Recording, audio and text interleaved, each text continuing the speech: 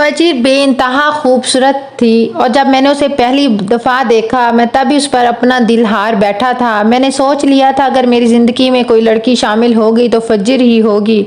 और फिर मैंने अपने वालिदैन से इस बारे में बात की। किसी को मेरी पसंद पे कोई इतराज़ नहीं था। जबकि मैंने वालदा को फजर की वो तस्वीर दिखाई जो मैंने चुपके से ली थी तो वालदा भी बेइंतहा खुश हो गई। कुछ मालूमात करने पे पता चला कि फजर के वालिद साहब किसी दूर के रिश्तेदार की बेटी है, इसलिए रिश्ते ले जाने में भी कोई परेशानी ना हुई। फजीर के वालिदैन ने कुछ वक्त सोचने के लिए मांगा और फिर हाँ कर दी। इस हाँ पर तो मेरी खुशी का कोई ठिकाना ही ना रहा। अलबत्ता फजर के अब्बा ने कहा कि मेरी बेटी की शादी को लेकर कुछ शर्तें हैं और वो अपनी शराइत खुद मेरे सामने रखना चाहती है। इस बात पर वालदा को एतराज़ हो गया। वालदा का कहना था ये कैसी लड़की है जो शादी से पहले लड़के से मिलना चाहती है और उसकी शादी के लिए कुछ शर्तें भी हैं। भले घर की लड़कियां ऐसी तो नहीं होती। और लड़की के वालिद को देखो से ज़रा भी शर्म नहीं आई ये कहते हुए कि शादी से पहले उसकी बेटी हमारे बेटे से मिलना चाहती है। मैंने तो आज तक ऐसी बेहयाई नहीं देखी है। ये तो अभी से मेरे बेटे को मुट्ठी में करना चाहती है। वालदा का गुस्सा सातवें आसमान पर था। उन्हें ये बात हरगिज़ भी अच्छी नहीं लगी थी। वो पुराने वक्तों की औरत थी और उनके अंदर वही रख रखाव और तौर तरीके थे जो पहले वक्त के लोगों में होते थे। लेकिन फिर वालिद ने नरमी से वालदा को समझाया कि ये नए दौर के तकाजे हैं। अगर लड़की अपनी ख्वाहिशात या मर्जी बयान करना चाहती है तो इसमें कोई हर्ज नहीं। शादी से पहले इन दोनों को एक दफ़ा मिलने दो ताकि शादी के बाद किसी किस्म की परेशानी ना हो। मैंने भी वालदा को मनाने की कोशिश की तो वो मज़ीद खफा हो गई और कहने लगी कि तुम तो अभी से रन मुरीद हो गए हो। मैं बता देती हूँ मुझे इस लड़की के लक्षण कुछ ठीक नहीं लग रहे और उसके घर वाले भी कुछ कम नहीं हैं। कौन से वालिदैन बेटी को इस कदर आज़ादी देते हैं। वालिदा के सख्त रवैये पर मैं तो खामोश हो गया, लेकिन वाले सब चुप ना हुए और वो उठते बैठते वालदा को यही समझाने लगे कि ये नया दौर है और आपके बच्चे तो बहुत आगे निकल चुके हैं। अच्छा है ये लोग चार बातें कर लेंगे तो एक दूसरे को समझ लेंगे और फिर बाकी ज़िंदगी अच्छी गुजरेगी। और फिर वालिद साहब की इस मेहनत का ये नतीजा निकला कि पूरे एक हफ्ते बाद वालदा ने इस बात पर रजामंदी दे दी कि मैं अकेले में फजर से मुलाकात कर सकता हूँ। लेकिन वालदा ने मुझे सख्ती से इस बात की तंबीह भी की कि इस लड़की की सारी बातें अच्छी तरह से सुन लेना, उसकी शराइत को आंखों पर मोहब्बत की पट्टी बांध कर कबूल ना कर देना। ऐसा ना हो कि सारी जिंदगी के लिए तुम्हें अपना गुलाम बना ले। वालदा की बात सुनकर मैं मुस्कुरा दिया और कहा कि आप फिक्र ना करें, ऐसा कुछ नहीं होगा। हफ्ते के दिन फजर ने मुझे एक करीबी होटल में मुलाकात के लिए बुलाया था। मैं शाम की चाय पर खूब बंद संवर उससे मिलने के लिए गया तो वो पहले से ही मेरे इंतज़ार में बैठी थी। उसे देखकर मेरा दिल धड़कना भूल गया था। नीले रंग के जोड़े में वो बला की मासूम और हसीन लग रही थी, लेकिन ये राज तो बाद में खुला कि वो कितनी मासूम थी। उसने एक नज़र मेरी तरफ देखा, फिर नज़र झुकाकर कहने लगी, शादी को लेकर मेरी कुछ शराइत है और मैं चाहती हूँ कि आप शादी से पहले उन्हें सुन लें। उसकी आवाज़ में इस कदर मिठास थी कि मैं पूरी तरह खो गया। मैंने फजर से कहा कि मैं आपसे इतनी मोहब्बत करता हूँ कि आप 1000 शर्तें भी रखें तो मुझे कबूल होंगी। मेरी बात सुनकर उसके चेहरे पर एक धीमी सी मुस्कुराहट आ गई और वो कहने लगी, ये सब शादी से पहले की बातें होती हैं। शादी की बाद की ज़िंदगी इन बातों से बहुत मुख्तलिफ होती हैं और इसलिए मैं चाहती हूँ कि बाद में हम दोनों को किसी किस्म की कोई परेशानी ना हो। और बहुत समझदारी से बात कर रही थी। उसका अंदाज बता रहा था कि वो ख्वाबों में जीने वाली लड़की नहीं है। जो भी था मुझे हर हाल में उसका साथ कबूल था। इसलिए मैंने उसे साफ लफ्ज़ों में कह दिया कि मैं आपसे इतनी मोहब्बत करता हूँ कि आपकी शर्तों को सुने बगैर भी पूरा करने की हिम्मत रखता हूँ। मुझे आपकी हर शर्त दिलो जान से कबूल है। आप बेफिक्र होकर मेरी दुल्हन बन जाएं। मैं आपको कभी पछताने का मौका नहीं दूंगा। मुझे क्या मालूम था कि पछताना तो मुझे था। कुछ देर में उसे यूं ही देखता रहा और फिर वो जाने के लिए उठ खड़ी हुई। ना ही मैंने उसकी शर्त सुनी थी और ना ही मुझे उन्हें सुनने की ज़रूरत थी। मैं उससे इतनी मोहब्बत तो करता था कि उसके मुंह से निकली हर बात को पूरा कर देता और इस बात का अफसोस मुझे बाद में हुआ कि काश मैं उस दिन उसकी शर्तें सुन लेता तो ये सब ना होता। लेकिन उस वक्त तो मोहब्बत का भूत सर पर सवार था और अपनी वालदा की हिदायत को भी फरामोश कर बैठा था। ये सब का उसी का ही नतीजा था। पूरे 1 महीने बाद फजर अपनी पूरी आबोताब के साथ मेरे कमरे में जलवा गर थी और मैं उसके सामने बैठ बेखुद हो रहा था। یہ اس رات کا تقاضا تھا کہ میں پہلے اسے کوئی تحفہ دیتا اور پھر اپنی خواہشات کا اظہار کرتا، اس لیے میں نے بہت خوبصورت چین اسے تحفے میں دی، جسے دیکھ کر وہ خوش ہوئی، اور پھر جیسے ہی میں نے وہ چین ایسے پہنانے کے لیے اس کی گردن کی طرف ہاتھ بڑھائے تو وہ ایک دم گھبرا کر پیچھے ہٹی اور کہنے لگی مجھے ہاتھ نہ لگائیں۔ اس کی یہ بات سن کر میں حیران ہوا اور اس کے چہرے کو دیکھنے لگا۔ وہ میری بیوی تھی، میرے نکاح میں تھی، میں اسے ہاتھ کیوں نہیں لگا سکتا تھا؟ اس کے لہجے میں اچانک کی سختی آ گئی اور وہ کہنے لگی میں نے آپ سے کہا تھا کہ میری کچھ شرائط ہیں۔ آپ نے میری شرط نہیں سنی تھی، لیکن آج کی رات آپ کو میری شرطیں سننا ہوں گی۔ میں نے مسکرا کر کہا کہ یہ بھی کوئی وقت ہے شرطیں بیان کرنے کا؟ ابھی تو ساری زندگی پڑی ہے، تم صبح اٹھ کر مجھے اپنی شرطیں بتا دینا، مجھے تمہاری ہر بات قبول ہوگی۔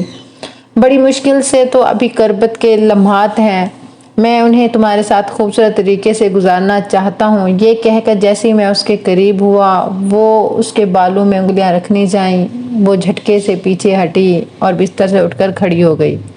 اس کا یہ انداز مجھے بہت ناگوار گزرا تھا۔ میں جتنا اس کے ساتھ محبت سے پیش آ رہا تھا، وہ اتنا ہی سختی سے مجھ سے بات کر رہی تھی۔ اور پھر جیسے ہی اس نے اپنی پہلی شرط میرے سامنے بیان کی تو میرے قدموں تلے زمین نکل گئی۔ میری چاند جیسی بیوی نے مجھے پہلی رات میں تارے دکھا دیے تھے۔ میں سوچ رہا تھا کہ میں نے کیوں شادی سے پہلے اس کی ساری شرطیں نہیں سنی۔ مجھے کیا پتا تھا کہ وہ مجھ سے اس طرح کی شرط رکھے گی۔ میں نے اپنے لہجے کو نرم رکھتے ہوئے اسے سمجھایا کہ فجر، یہ کیسی شرط ہے؟ میں تمہارا شوہر ہوں اور تم پر حق رکھتا ہوں۔ تم تو مجھے میرے حقوق سے دستبردار کرنا چاہتی ہو۔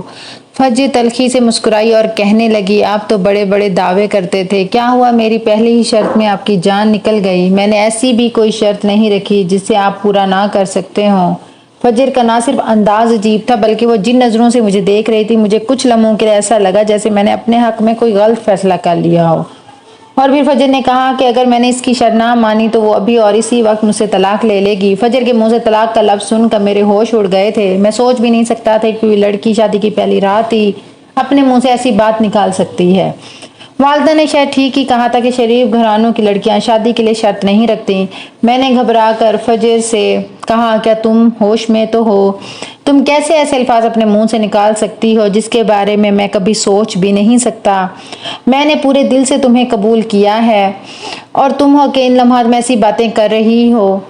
فجر کہنے لگی ٹھیک ہے تو آپ میری پھر شرط قبول کر لیں، میں دوبارہ ایسی بات نہیں کروں گی۔ طلاق کے لفظ پر مجھے غصہ تو بہت آ رہا تھا، لیکن جو بھی تھا فجر کی شرط ماننا میری مجبوری تھی، کیونکہ اس بات سے اس کے گھر والے بھی واقف تھے اور میرے گھر والے بھی کہ میں نے اس کی تمام شرائط کو ماننے کی حامی بھری تھی۔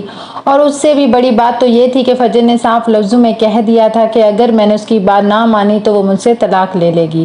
اتنی مشکل سے میں نے اپنی والدہ کو راضی کر کے اسے اپنی زندگی کا حصہ بنایا تھا اور وہ اتنی آسانی سے مجھے چھوڑ کر جانے کی بات کر رہی تھی۔ میں یہ سوچ کر خاموش ہو گیا کچھ دنوں تک میں اس کی بات مان لیتا ہوں، اس کے بعد وہ خود ہی اپنی شرطوں سے پیچھے ہٹ جائے گی۔ ہم دونوں میاں بیوی تھے اور ہمارے رشتے میں ایسی فطری کشش تھی کہ مجھے یقین تھا کہ ایک نہ ایک دن خود بخود ہمارے درمیان سے تمام پردے ہٹ جائیں گے اور وہ مجھے میرے تمام حقوق اپنی خوشی سے دے گی۔ لیکن یہ محض میری خوش فہمی تھی۔ میں مستقبل کا سوچ کر اس کی شرط مان گیا اور جیسا وہ چاہتی تھی شادی کی پہلی رات ویسا ہی ہوا۔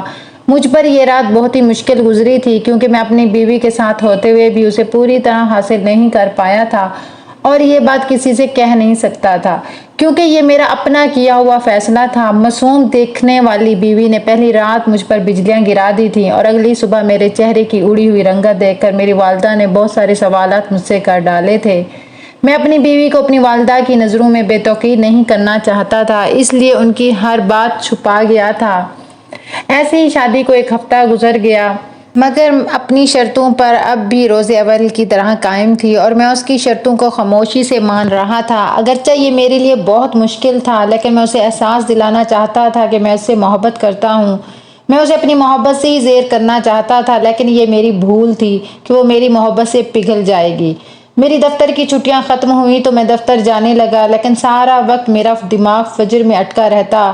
پتہ نہیں ایسی کون سی بات تھی جس کی وجہ سے اسے ایسی شرط رکھنا پڑی تھی، ورنہ کون اپنے شوہر کے سامنے اس طرح کی شرط رکھتا ہے۔ میرے دوستوں نے بھی میری بے چینی کو محسوس کر لیا تھا اور پھر میرے ایک دوست وارث نے زبردستی مجھ سے ساری بات پوچھ لی اور پھر اس نے کہا کہ تو کیسا مرد ہے جو اپنی بیوی کی فضول شرطوں میں الجھ گیا ہے؟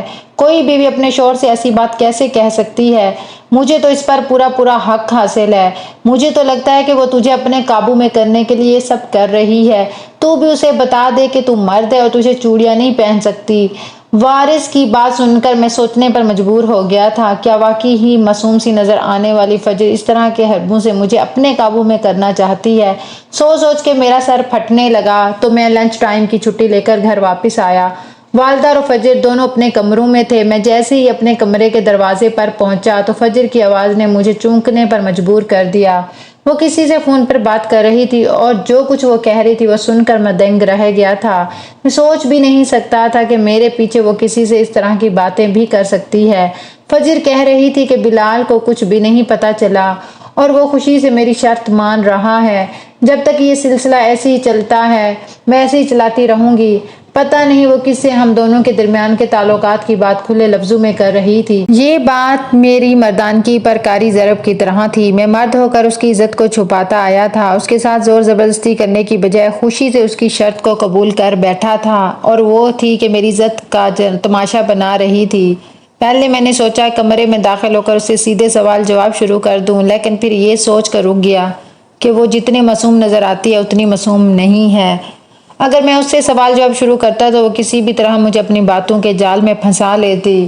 میں اس معاملے کو کچھ اور طول دینا چاہتا تھا کہ مزید فجر کو جان سکوں کہ وہ چاہتی کیا ہے۔ میں اسے اس قدر محبت کرتا تھا کہ اس کی سچائی سامنے آنے کے باوجود بھی میں نے خود کو کچھ وقت اور روکنے کا فیصلہ کیا تھا اور میں خاموشی سے اس پر نظر رکھنے لگا تھا، لیکن اکثر ہی وہاں یہاں چھپ کر فون پر کسی سے بات نہیں کرتی نظر آتی تھی۔ کبھی اپنی والدہ کے گھر کا کہہ کر صبح سے جاتی تو رات گئے لوٹ کر واپس آتی۔ سمجھ نہیں آ رہا تھا کہ اس کے میکے میں ایسا کیا ہے جو اس کے دل سے میکے کی محبت ختم ہی نہیں ہو رہی اور وہ مجھے میرے حقوق سے دستبردار کر رہی تھی۔ اور پھر ایک دن میں دفتر سے واپس جب گھر آیا تو پتہ چلا کہ میری بیوی پھر سے میکے گئی ہوئی ہے۔ میری والدہ باورچی خانے میں کھڑی کام کر رہی تھی۔ مجھے دیکھ کر کہنے لگی، میں نے تو پہلے ہی کہا تھا یہ لڑکی مجھے خاندانی نہیں لگتی، نہ ہی اس کے گھر والوں کو بیٹی کا گھر بسانا ہے۔ یہ کیسے والدین جو آئے روز اپنے گھر بلا کر بٹھا لیتے ہیں۔ میں گیا تھا کہ انہیں فجر کی عادت اب برداشت نہیں ہو رہی، اس لیے میں نے سوچا کہ اب اس معاملے کو ختم کر دینا چاہیے، اور یہی سوچ کر میں فجر کے گھر پہنچا۔ لیکن وہاں جان کر تو میں مزید حیران رہ گیا، وہ اپنے گھر میں بھی موجود نہیں تھی۔ اس کی والدہ نے مجھے دیکھا تو حیرانی سے کہنے لگی، بیٹا تم کیوں چلے آئے؟ خود اپنے والد کے ساتھ واپس آ جاتی۔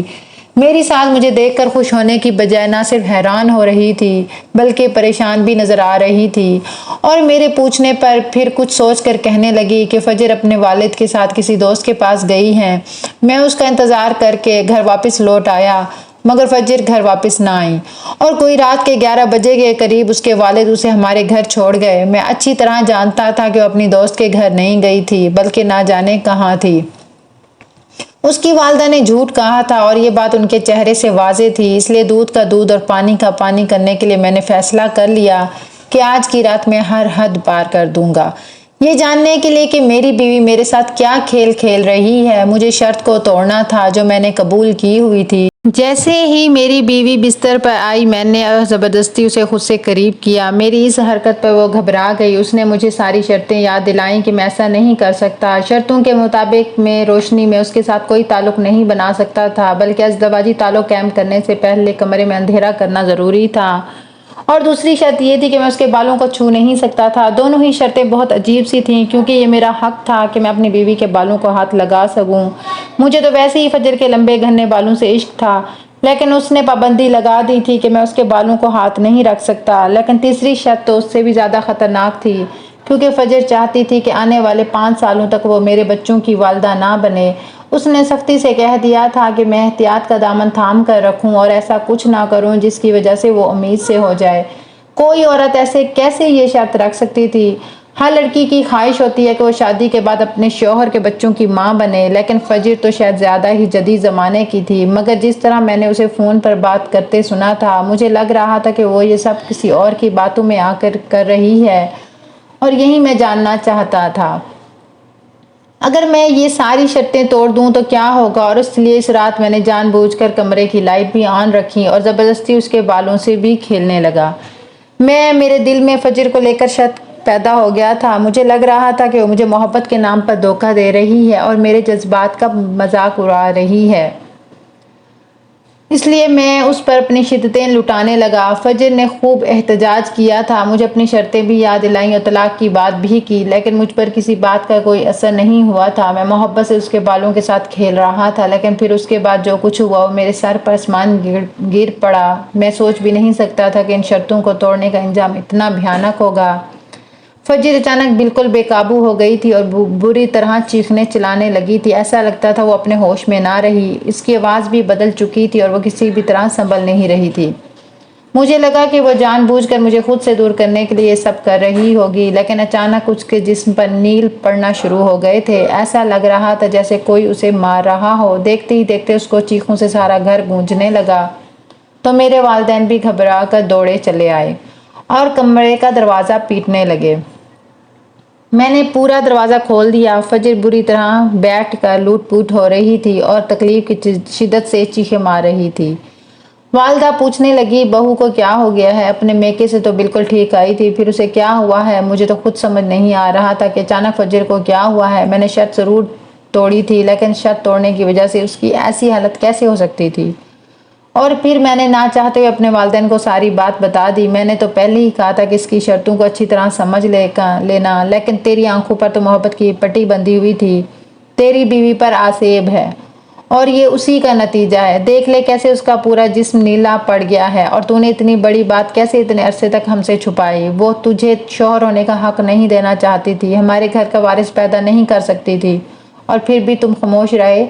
میں نے والدہ سے کہا کہ یہ ان باتوں کا وقت نہیں ہے، پہلے اسے ٹھیک کرنے کا کچھ انتظام کرو۔ والدہ کہنے لگی، بلاؤ اس کے والدین کو، اب وہی کچھ کریں گے۔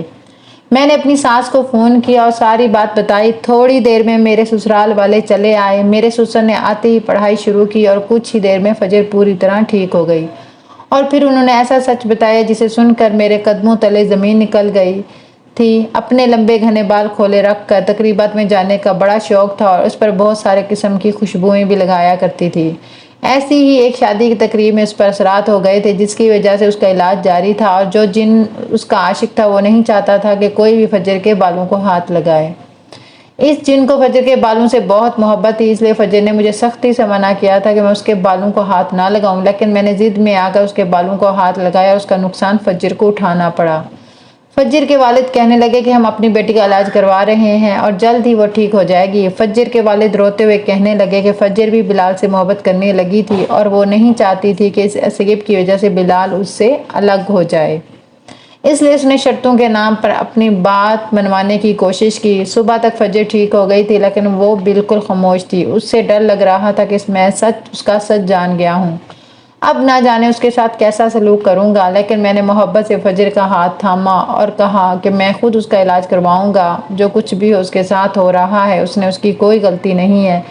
میری بات سن کر فجر کے چہرے پر مسکراہٹ آ گئی تھی۔ اسے میری محبت پر یقین آ گیا تھا۔ اس کا علاج جاری ہے اور مجھے پورا یقین ہے کہ وہ جلد ہی ٹھیک ہو جائے گی۔